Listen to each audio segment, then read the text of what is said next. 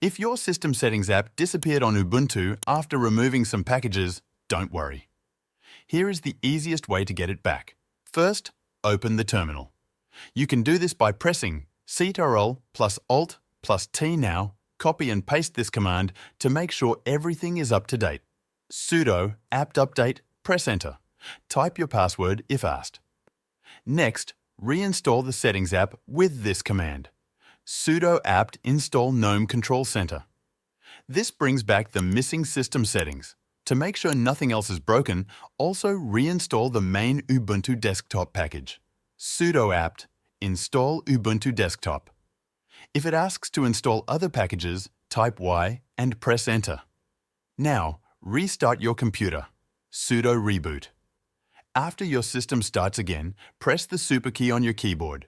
This is usually the Windows key. Then type Settings and press Enter. The system settings should now be working again. This shows what would be removed without actually doing anything. That's it. Your system settings should now be back. Thanks for watching.